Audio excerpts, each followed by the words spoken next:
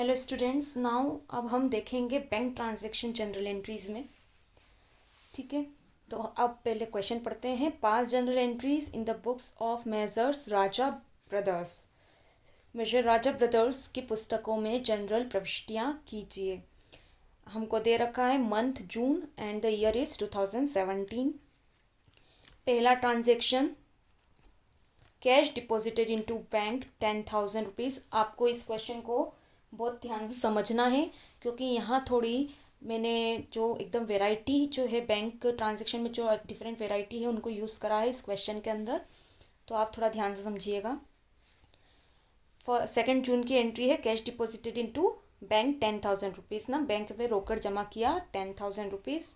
और 4 जून की एंट्री है received a cheque from Ramesh.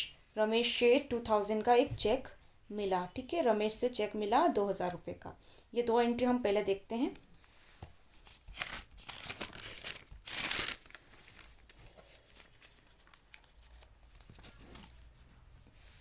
तो आप लिख देंगे पहले general entries in the books of Major Rama and bros, that means brothers, और फॉर्मेट आप बना लेंगे। 2017 हमने ऊपर ईयर लिख दिया है। 2 जून की एंट्री हम लिखेंगे 2 जून। तो सबसे पहले क्या एंट्री थी हमारी कि कैश डिपॉजिट करा बैंक में। तो बैंक जो अकाउंट है आपका जो बिजनेस का बैंक अकाउंट है उसमें पैसे आए। ठीक है, तो बैंक क्या हुआ, यहाँ बैंक अकाउंट में रिसीव हुए पैसे, इसलिए बैंक अकाउंट क्या हो जाएगा, आपका डेबिट हो जाएगा। ठीक है, और आपके बिजनेस से क्या गए, कैश गया, तो कैश बिजनेस से जा रहा है और it is a real account, तो यहाँ पे ये क्या हो जाएगा, आपने रियल अकाउंट का रूल पढ़ा है, क्रेडिट व्हाट गोज आउट। तो यहाँ कैश बाहर जा रहा है बिजनेस से, इसलिए क्रेडिट हो जाएगा, और जो है बैंक में पैसा आ रहा है इसलिए यहाँ पे वो डेबिट हो जाएगा। ठीक है, तो बैंक में अगर आप पैसा आएगा तो डेबिट हो गया। यहाँ बैंक का मतलब क्या होता है, यहाँ बैंक का मतलब होता है जो आपका बैंक में कैश है उसकी बात हम यहाँ करते हैं। ठीक है, कैश एट बैंक की बात हम यहाँ करते हैं। मतलब यहाँ आपका जो है बैंक इंस्टीट्यूशन की बात नहीं कर रहे हैं, ये हम हमारे खाते की बात कर रहे हैं, बिजनेस के अकाउंट की बात कर रहे हैं। तो बिजनेस के अकाउंट में पैसा आया इसलिए वो डेबिट हो जाएगा, और यहाँ कैश क्या हो जाएगा, क्रेडिट हो जाएगा, because cash going out of the business. 10,000 ये सिंपल सी एंट्री थी। मेरे ख्याल से अब इस टाइप की एंट्री अपन पहले वाले ट्रांजेक्शन में कर चुके हैं। 4 जून की एंट्री देखते हैं कि चेक मिला था रमेश से। तो अब आप यहाँ पे ध्यान रखिए, आप 2 तरीके से इसको कर सकते हैं। पहले तो जब आपको चेक मिलता है, मान लीजिए रमेश हमारा ग्राहक है और रमेश से हमको चेक मिला है, तो वो चेक क्या आपने बैंक में जाके जमा कर दिया। ठीक है, 4 जून में तो हमने जमा नहीं करा है, 4 जून को चेक मिला है, लेकिन उसी दिन हमने जमा करा क्या, उसी दिन हमने जमा नहीं करा है। तो हम जो है बैंक अकाउंट डेबिट नहीं लिख सकते क्योंकि बैंक में पैसा आया ही नहीं ना। जब तक आप बैंक में जमा नहीं करेंगे चेक, तो आप कैसे मान लेंगे कि आपके बैंक अकाउंट में पैसा आ गया। ठीक है, इसके लिए अगर आप चेक को जमा नहीं करते, अपने पास रखते हैं, तो आप cheque in hand account use कर सकते हैं। ठीक है, मतलब उसको चेक इन हैंड अकाउंट आप यूज़ कर सकते हैं, या तो आप क्या मानिए कि आप ये मान लिए कि आपके पास 2,000 का कैश आ गया, हम उसको कैश मान के चल सकते हैं। ठीक है, तो या तो आप कैश अकाउंट यूज़ करिए, इन दोनों में से आप कोई सा भी एक अकाउंट यूज़ कर सकते हैं, वो आपके ऊपर है, आपकी मर्जी है। जो भी इसमें से जो भी ऑप्शन आप अडॉप्ट करेंगे उसके बारे में आपको क्वेश्चन के लास्ट में नोट लिख देना है कि हमने यहाँ पे चेक को क्या माना है, चेक इन हैंड माना है या चेक को हमने यहाँ कैश ट्रीट करा है। So if you are treating the cheque as cheque in hand, तो आप चेक इन हैंड ये चीज़ नोट में ज़रूर लिख दीजिएगा। तो अब देखते हैं हम कि हमको रमेश से क्या मिला था, चेक मिला था।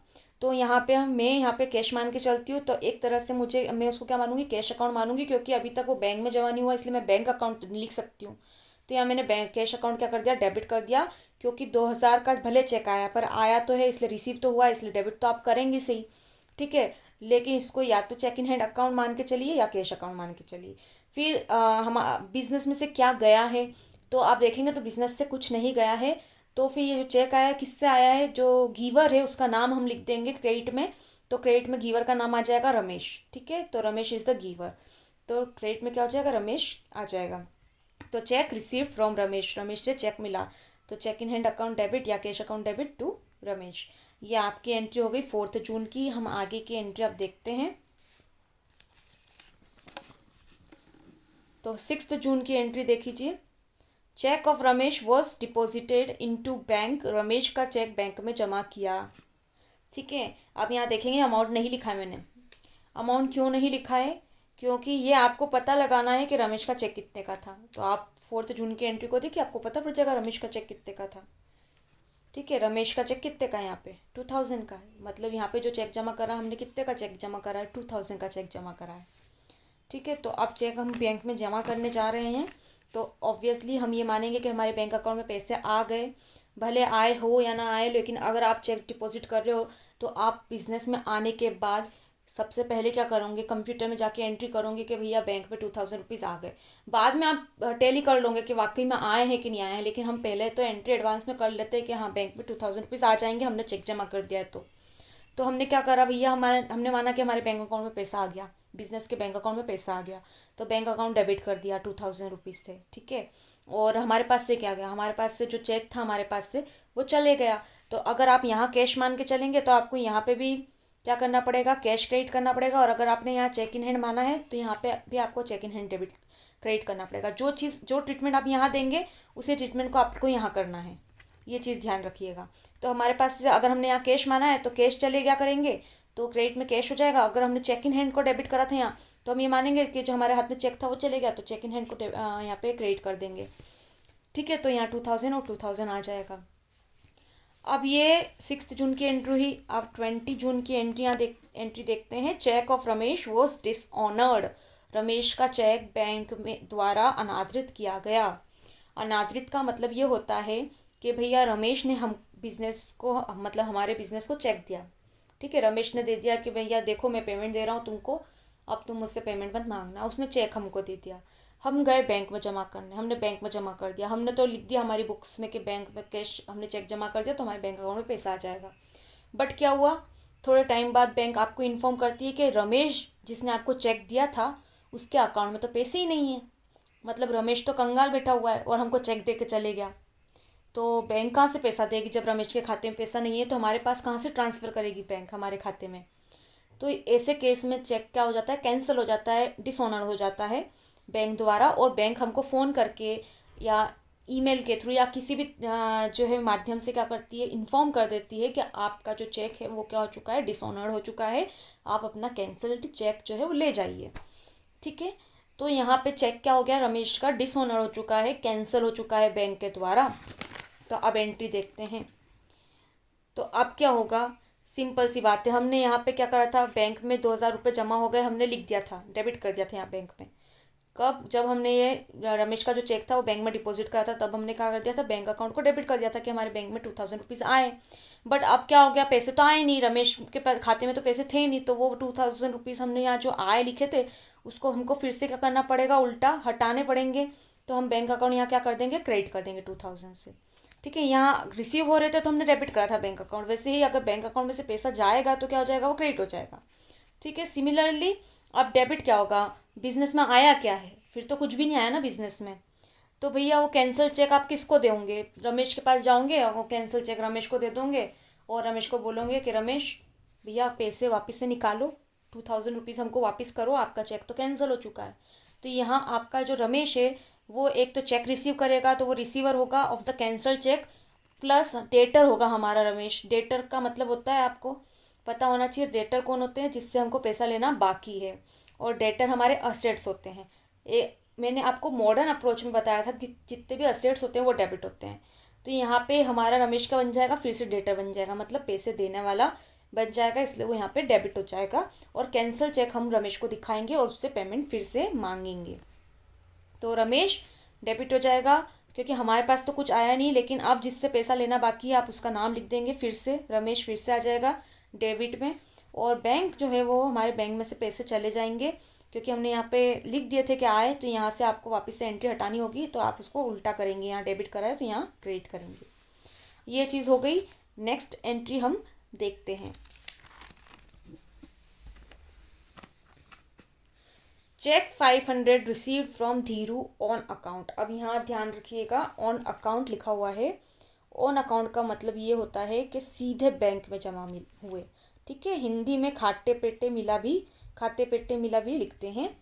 इसका मतलब क्या होता है कि भैया जो भी आपका ग्राहक है वो सीधे बैंक में चले गया, आपको फ़ोन कर दिया, उसने बता दिया कि मैं पेमेंट दे रहा हूँ, आपको सीधे बैंक में दे रहा हूँ, और वहाँ जाके उसने या तो चेक डिपॉजिट कर दिया, ठीक है, आपके अकाउंट नंबर लिख के, या तो फिर उसने क्या करा, सीधे अकाउंट में पैसे डलवा दिए, तो उसने सीधे बैंक में जाके पेमेंट कर दिया। तो वहाँ ऐसे केस में क्या होता है, अकाउंट में सीधा पेमेंट आ जाता है, मतलब सीधे बैंक के अकाउंट में आपके पैसे आ जाते हैं। और आप कैसे करेंगे, आप इंटरनेट बैंकिंग के थ्रू आप चेक कर सकते हैं आपके स्टेटमेंट के पैसे आए हैं या नहीं आए हैं, या किसी और बैंक में जाके ही पता कर सकते हैं कि पैसे आ गए या नहीं आए। तो 25 जून में क्या हुआ, सीधे बैंक में पैसे आए हैं, तो सीधे बैंक अकाउंट में पैसे आए हैं, तो बैंक अकाउंट में आएंगे, तो बैंक अकाउंट क्या हो जाएगा, यहाँ डेबिट हो जाएगा 500 रुपीज़ से, ठीक है।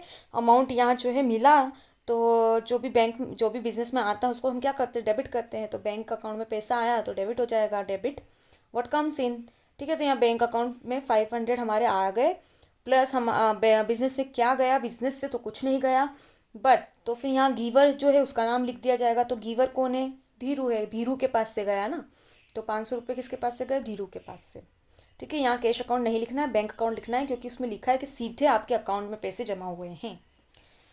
ये चीज़ देखिए। अब ये एक नया केस आपको दिखा रही हूँ। अभी तक हमने जो क्वेश्चंस करे थे वो छोटे छोटे थे, ये थोड़ा लंबा क्वेश्चन है, इसलिए जब ऐसा आपके साथ होता है तो आपको करना है, जब हमारा फर्स्ट पेज पूरा फुल हो जाए, जैसे कि मैंने आपको दिखाया ये पूरा पेज फुल हो गया है, और क्वेश्चन जो है अभी भी आपका वो क्वेश्चन ख़त्म नहीं हुआ है, आगे भी आपको सॉल्यूशन करना बाकी है। तो आपको पहले क्या करना पड़ेगा कि इस पेज का जितना भी टोटल है, इस पेज का जितना भी टोटल है वो टोटल यहाँ पे पहले करना पड़ेगा, डबल लाइन खींचनी है, ऊपर सिंगल लाइन खींचनी है, और यहाँ पे आपको लिखना पड़ेगा टोटल CF। CF का मतलब होता है टोटल कैरी फॉरवर्ड, और हिंदी में आप चाहे तो यो आ ले लिख सकते हैं, इसका मतलब होता है योग आगे ले जाया गया, ठीक है। योग आगे ले जाया गया मतलब ये जो टोटल है इसको हम नेक्स्ट पेज पे ले जा रहे हैं। फिर नेक्स्ट पेज पे आपको क्या करना है, वापस से एक लाइन खींच के इसको उतार लेना है, इसी बैलेंस को आपको उतार लेना है यहाँ पे, और यहाँ लिखना है टोटल BF योग आगे लाए, तो यो आ ला मतलब योग आगे लाए, तो BF का मतलब होता है ब्रॉट फॉरवर्ड,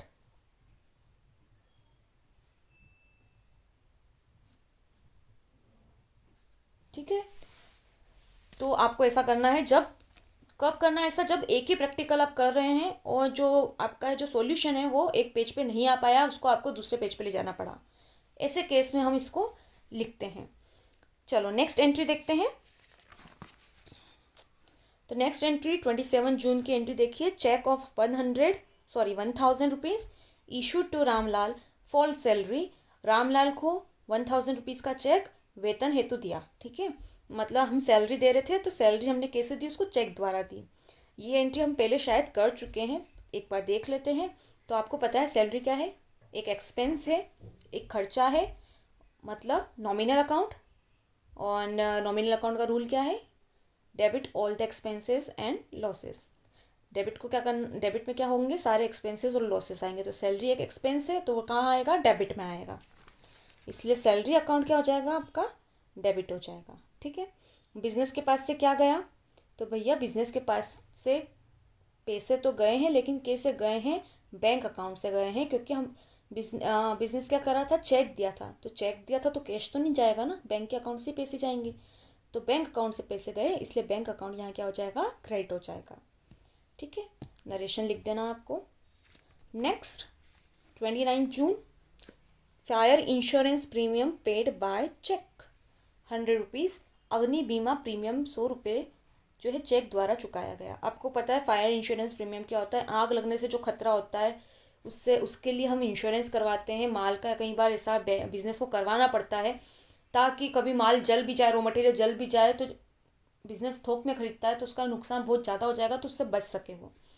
तो मंथली हम क्या करते हैं, इंश्योरेंस कंपनी को पेमेंट देते हैं, एक तरह की फ़ीस होती है। बाद में जो है इंश्योरेंस कंपनी अगर कोई भी नुकसान होता है तो हमको लमसम अमाउंट रिटर्न करती है विथ इंटरेस्ट।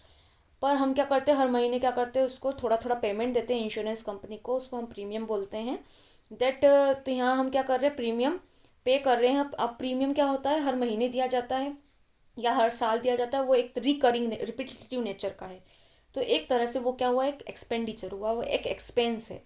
ठीक है, तो एक्सपेंडिचर है, तो एक्सपेंडिचर आपको अभी मैंने बताया कि एक नॉमिनल अकाउंट है, debit all the expenses and losses, तो वो क्या होगा, डेबिट हो जाएगा, क्योंकि डेबिट में सारे एक्सपेंसेस आते हैं। तो आपको यहाँ fire insurance premium account debit करना है 100 रुपीज़ से।